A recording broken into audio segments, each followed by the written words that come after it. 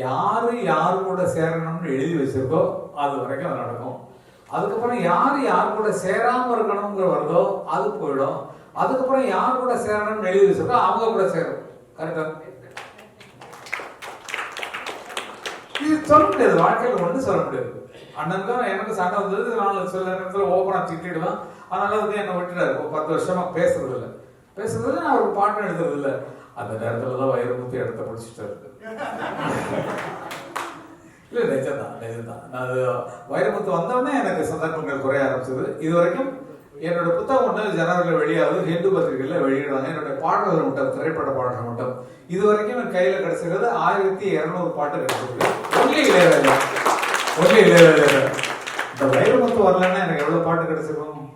நல்லா யோசிச்சு பாருங்க. அது நல்ல விஷயம், புதியவர்களை அறிமுகப்படுத்தணும்னு நினைக்கிறோம். அவங்க நான் வந்ததின் பின்னால் தான் அவருக்கு முகவரி தெரிய ஆரம்பிச்சதுன்னு எப்ப பேச ஆரம்பிச்சாரோ அப்ப நான் அண்ணனுக்குள்ள மனசுல போயிருக்கோம். எனக்கே அது புதுசு. நம்ம போய் காட்டி கொடுக்குற மாதிரி நம்ம சொல்லக்கூடாது. இப்படி பேசி தர்றான்னா அவன் பாட்டு எழுத உனக்கு புரியல, அதுக்கு தான் சொல்றேன் பாங்கன்னு விட்டுட்டார். அது அவருக்கே தெரிய வந்ததுதான் காரணம். அதாவது பல இடங்கள் போய் இன்னைக்கு இளையராஜா என்ற ஒரு இசையமைப்பாளர் வளர்ந்து கொண்டிருக்கார் என்றால் என்னுடைய பாடல்கள் என்றால் அவர் அடையாளம் பெரிதாக வந்திருக்க முடியாது அப்படின்னாரு. இது 3 நாள் காலேஜில் அவர் பேசிட்டாரு. இது அண்ணன் இது வரைக்கும் அவர் வாய சொன்னது. நான் ஓட்டவாய், நான் சொல்றேன் எல்லாத்தையும்.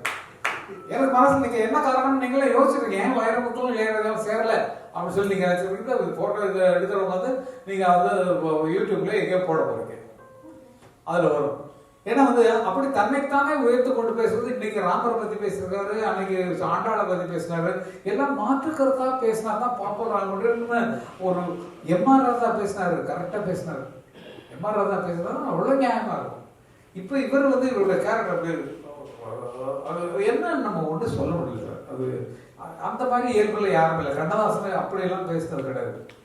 நான் சென்ற போது அப்படிதான் பேசுறப்ப அவர்களுக்கு சொல்லுவே அப்படின்றதெல்லாம் பேசல கண்ணதாசன்.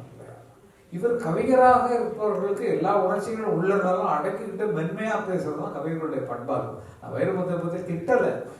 எது நான் பல பேருக்கு வந்து இளையராஜா வைரமுத்து ஏன் பிரிஞ்சாங்கன்னு ஒரு கேள்வி இருக்கு. அதுக்கான பதில் தன்னைத்தானே உயர்ந்து கொண்டு நான் வந்ததுக்கு அப்புறம் தான் இளையராஜாவை அடையாளம் தெரிஞ்சுன்னா அதுக்கு முன்னாடி வந்து அடையாளம் எப்படி நான் கஷ்டப்பட்டு வந்தேன். பிளே ஸ்டோர் மற்றும் ஆப் ஸ்டோரில் இருந்து பாலிமர் செயலியை QR கோடு மூலம் பதிவிறக்கம் செய்யுங்கள்.